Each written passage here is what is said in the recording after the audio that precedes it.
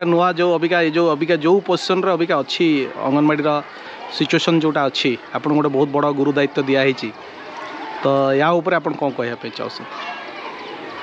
तो अनुगुल आमर जो स्टेट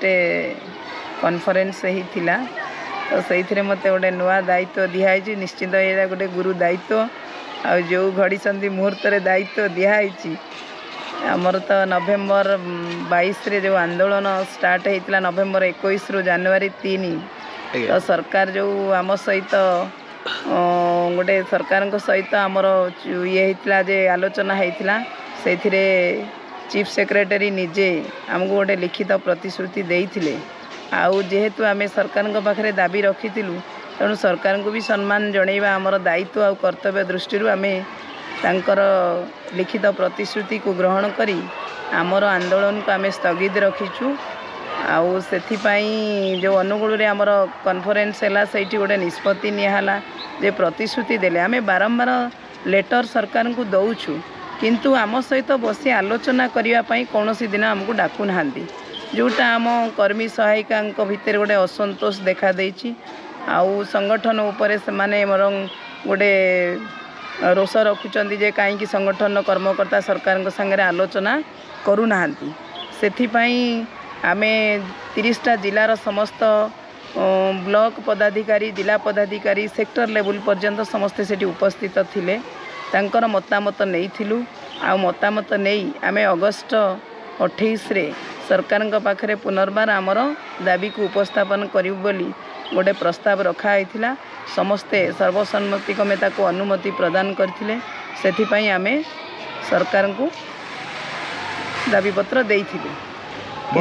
वर्तमान अबिका सरकार को आड़ू किछि पॉजिटिव साइन आसलेनी कि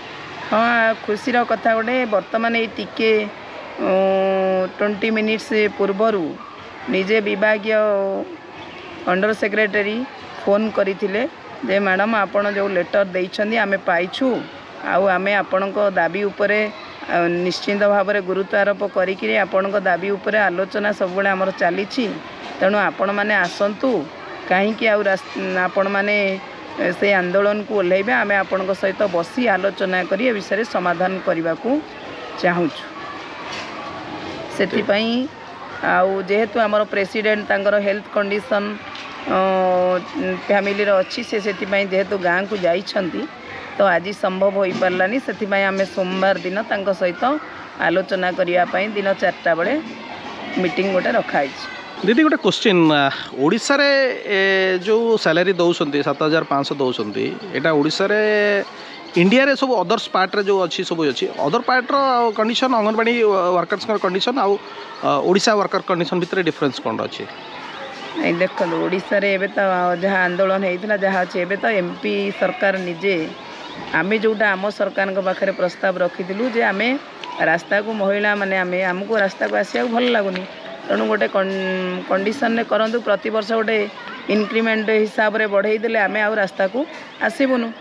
तेणु यही कंडीशन वर्तमान एमपी रे लागू होईछि तांकर सरकार सैलरी तो बढ़ेले आउ ता सहित गोटे रिटायरमेंट बेनिफिट वर्कर को 1.5 लाख आउ सहायिका को तांकर 1,10,000 आउ प्रति वर्ष इनक्रीमेंट वर्कर 1000 आउ सहायिकार 500 यहाँ गोटे भल जिनस आउ तांकर हेल्थ कंडीशन पाई हेल्थ ट्रिटमेंट पाई 5 लाख टंका तेणु भल जिनस घोषणा होती तेणु आमे भी आम सरकार पाखे ये प्रस्ताव रखी तेणु जड़े महिला हिसाब रे किए कहीं रास्ता को चाहिए आसिया तेणु जो आमर